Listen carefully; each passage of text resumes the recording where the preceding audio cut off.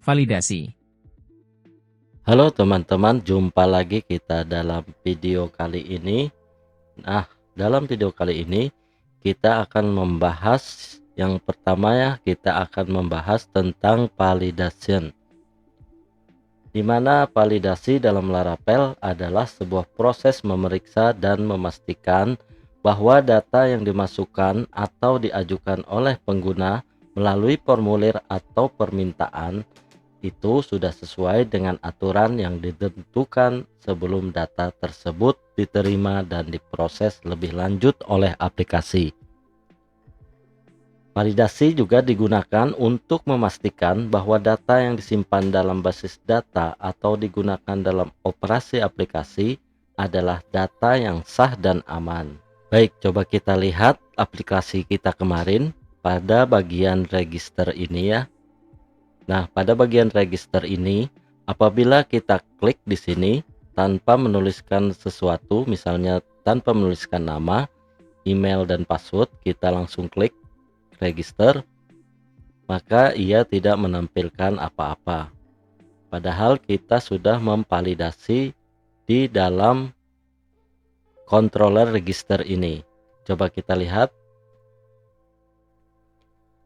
Nah, di sini di register controller ini, di sini sudah kita validasi namanya, yaitu harus diisi, email juga harus diisi, dan password juga harus diisi ya. Namun dia tidak menampilkan sebuah pemberitahuan. Maka kita akan buat pemberitahuannya. Baik, untuk melakukannya, di sini kita buka di file register blade ini ya. Kita cari yang namanya name di sini. Kemudian pada kelas kita tambahkan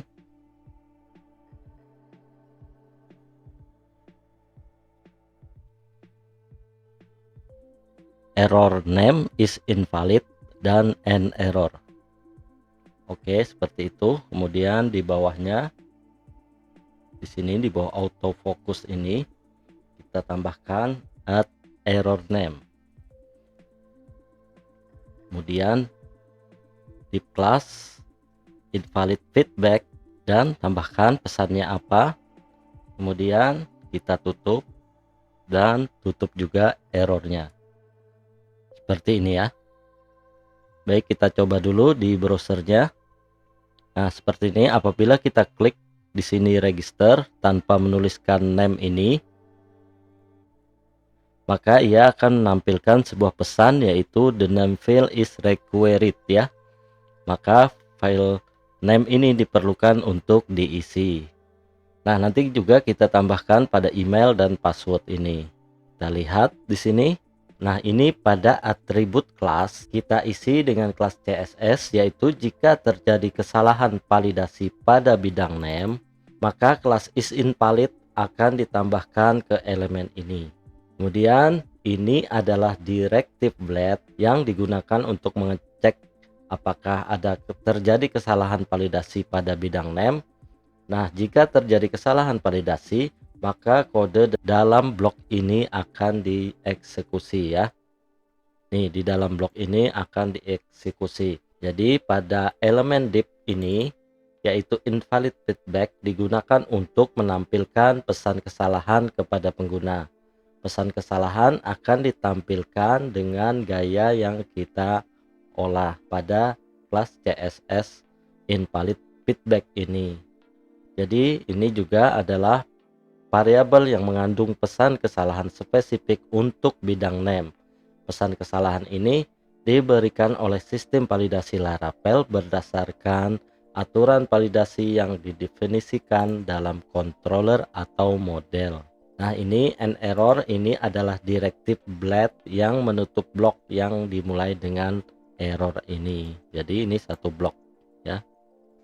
Dengan kode ini, jika terjadi kesalahan validasi pada bidang name, bidang name ini, pada saat pengguna mengirimkan formulir, maka pesan kesalahan akan ditampilkan di bawah inputan dan bidang input tersebut akan diberi tanda sebagai input yang tidak valid dengan menggunakan kelas CSS isInvalid ya.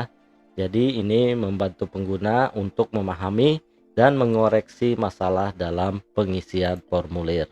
Oke, langsung saja kita lanjutkan kembali. Di sini kita copy saja di error name ini. Kemudian dikopikan dan dipastekan ke email.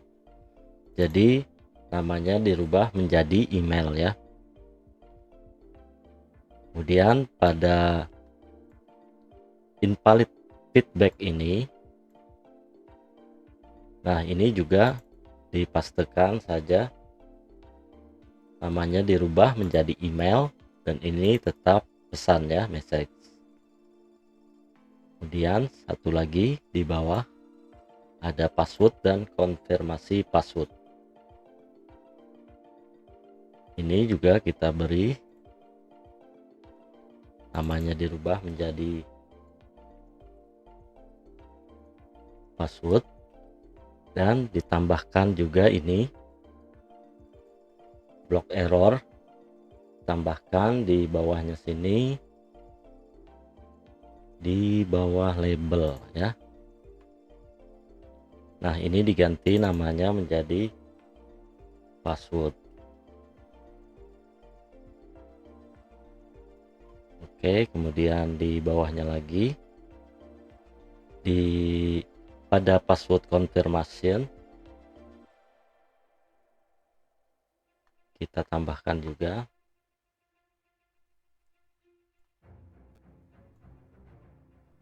ini, langsung di copy saja ya.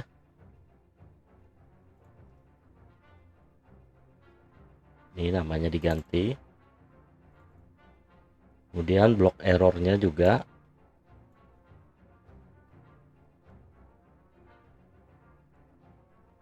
kita tambahkan di bawah sini.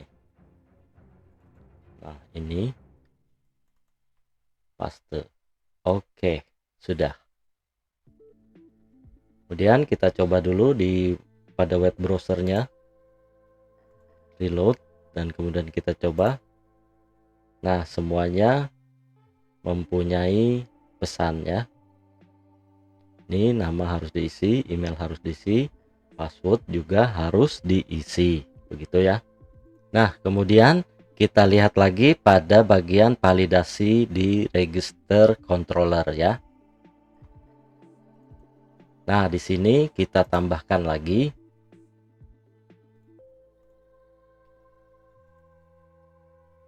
tambahan validasi, yaitu required email unique user dengan kolom email.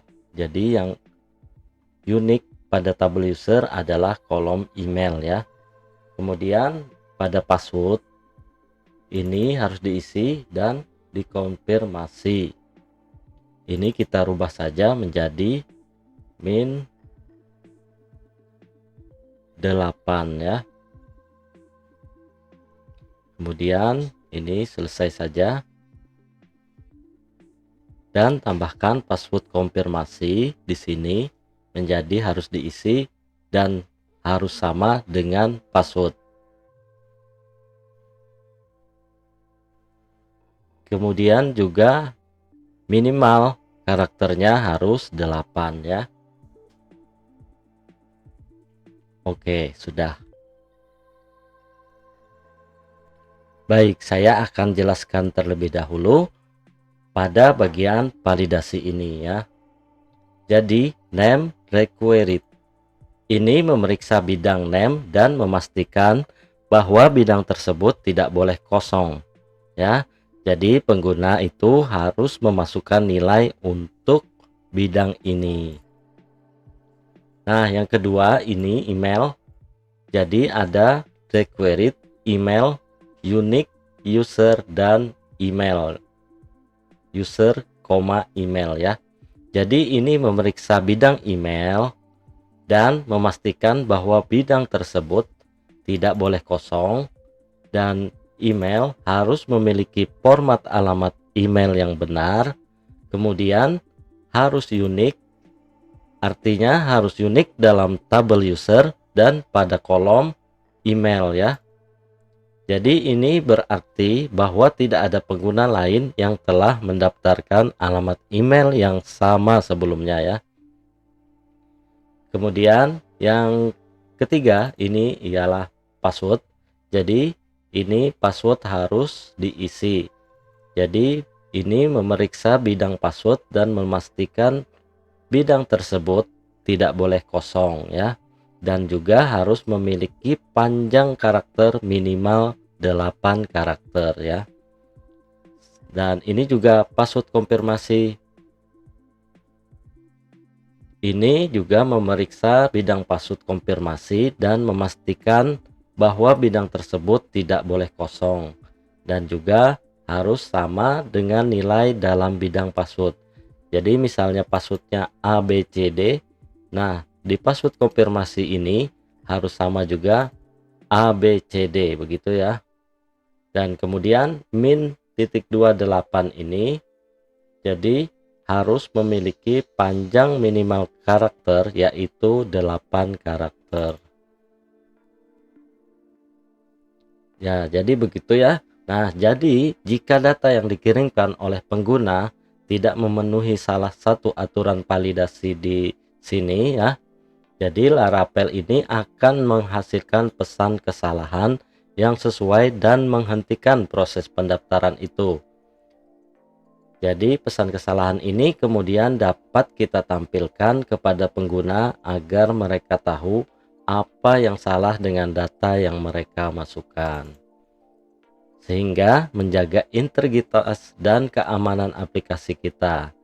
Nah, dengan menggunakan validasi ini, kita dapat menghindari data yang salah atau berbahaya yang akan memasuki sistem kita ini.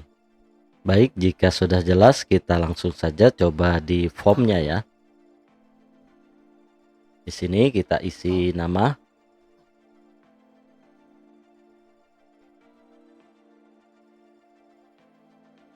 emailnya,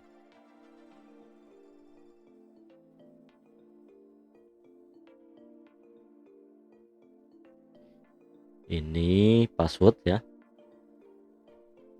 Kita isi saja, passwordnya harus sama, kemudian register. Nah, dia langsung masuk ke dashboard ya. Log out. Sekarang kita akan melanjutkan pembuatan logoutnya ya. Sini ada menu logout. Nah, ini belum jalan. Jadi kita akan membuat menu logout ini dapat berinteraksi. Oke, langsung saja kita buka di sini ya. Di komponen ya, di resource view komponen. Ini ada view, sini out, di sini komponen, kita buka header. Nah, kita cari di sini menu logout. Oke. Ini perlu kita modifikasi dulu. Tambahkan data toggle ya. Kemudian modal, data target, logout modal. Seperti itu ya. Ini ditaruh di bawah saja.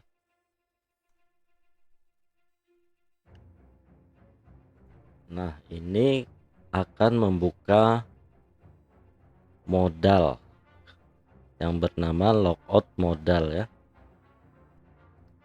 Lalu di sini kita tambahkan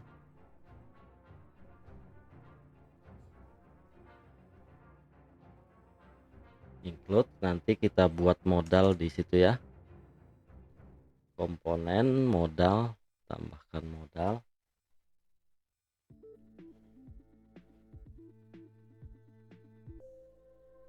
Kemudian logout modal. Jadi modal ini adalah sebuah jendela kecil gitu ya, atau pop up yang akan muncul di atas halaman web utama kita nanti. Dan modal ini biasanya digunakan untuk menampilkan sebuah informasi tambahan, juga mengkonfirmasi tindakan, ataupun kita juga dapat memberikan inputan dari pengguna tanpa mengarahkan mereka ke halaman yang berbeda ya. Nah, jadi di mana kita akan meletakkan file logout modal ini ya, yaitu di folder komponen, kemudian di folder modal baru buat logout modalnya. Jadi di sini di komponen, kemudian kita buat folder baru yang namanya modal. Kemudian di dalam folder modal ini kita tambahkan sebuah file baru dengan nama logout modal titik blade ya titik php. Nah, sekarang kita isi file logout modal ini dengan beberapa script ya. Jadi ID logout modal ini adalah atribut yang memberikan identifikasi unik ya, yang digunakan dalam kode JavaScript atau CSS. Jadi ID logout modal ini adalah untuk mengidentifikasi modal ini ya, dan menghubungkannya dengan elemen yang memicu munculnya modal. Yang memicu munculnya modal adalah data target ini ya. Data target namanya logout modal sama dengan ID logout modal. Jadi data target ini memicu munculnya modal ini ya, karena namanya sama nih. Lalu di sini kita lihat lagi, di sini ada tombol batal ya. Di sini ada tombol batal nih. Jadi ini adalah elemen tombol ya, button yang berperan sebagai tombol batal. Saat tombol ini ditekan, itu akan mengabaikan atau menutup modal karena data dismiss modal ya. Jadi ia akan menutup, sehingga pengguna dapat membatalkan tindakan logout atau keluar dari modal tanpa benar-benar melakukan logout ya. Jadi ini adalah tindakan yang bersifat opsional ya, dan memberikan pengguna kesempatan untuk berpikir dua kali gitu ya untuk logout atau batal. Kemudian ini tombol logoutnya ya. Di sini ada root logout ya. Jadi tombol ini digunakan sebagai tombol logout. Saat tombol ini ditekan ya, ia akan mengarahkan pengguna ke rute logout yang ditentukan dalam atribut href ini ya. Nah, namun sebelum pengguna diarahkan, ada juga kode JavaScript yang dijalankan saat ditekan. Jadi ia akan menjalankan ini on click ini ya, return the file. Jadi di sini juga ada dokumen get element ID logout form ya. Jadi dokumen get element by ID ini akan digunakan untuk mengirimkan formulir dengan ID logout form. Formulir ID logout form adalah ini ya. Jadi ia secara otomatis ini adalah formulir yang akan mengkonfirmasi tindakan logout ya di sini. Meskipun formulir ini tidak terlihat oleh pengguna ya. Jadi di sini ada style display none, ini tidak terlihat oleh pengguna ya. Kemudian akan dikirimkan ke root logout ini, ke rute logout yang ditentukan dalam atribut ini action ya. Jadi data post ini akan berisi juga metodenya ini ya. Metodenya post kemudian berisi csrf add ya untuk keamanan ini. Nah, pada rutenya kita tambahkan root logout ya. Kita buka di web.php ini. Kita tambahkan di sini root logout. Ini dia adalah metodenya post ya. Kemudian logout jadi login controller class yang akan kita gunakan. Kemudian metodenya adalah logout dan namanya juga logout ya. Kita pakai saja ini. Oke, kita simpan dan kita coba dulu di web browsernya ya. Ini kita reload kembali, apakah sudah bisa jalan. Nah, ini logout, menu logout kita klik. Nah, ini tampil modalnya ya, yang tadi kita buat. Nah, ini tombol batal, kemudian ini tombol logout, apakah ia akan keluar. Nah, karena kita belum membuat fungsi logout di dalam login controller ya, makanya error. Jadi kita buat saja di sini di login controller ya. Kita buat di sini, kita buat di sini public function, kemudian logout request, dan dalamnya ada, tutup dulu, out logout, kemudian request session ya, request session.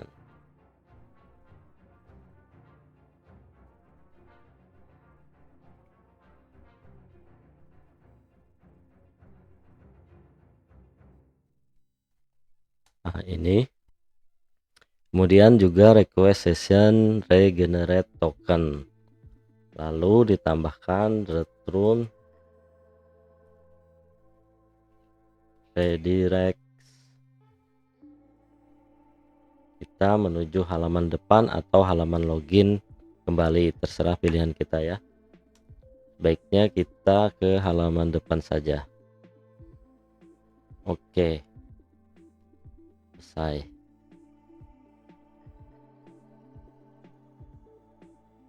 Nah, kita ulangi lagi di browsernya. Ini kita reload kembali, kemudian kita logout dan tekan tombol logout, maka ia akan keluar ke halaman utama ya. Baik, saya jelaskan dulu di sini ya. Ada out logout. Jadi ia akan melakukan logout pengguna saat ini. Kemudian request session invalidate, ini menghapus sesi pengguna dan mengakhiri sesi pengguna yang ada. Lalu request session generate token akan membuat token sesi baru untuk mencegah serangan. Jadi mencegah serangan dari CSRF ya, itu kepanjangannya adalah cross site request forgery ya. Kemudian yang terakhir return redirect, ini mengarahkan pengguna kembali ke halaman utama setelah logout ya. Jadi seperti itu. Oke, baik teman-teman, terima kasih telah menonton dan sampai jumpa lagi di video selanjutnya.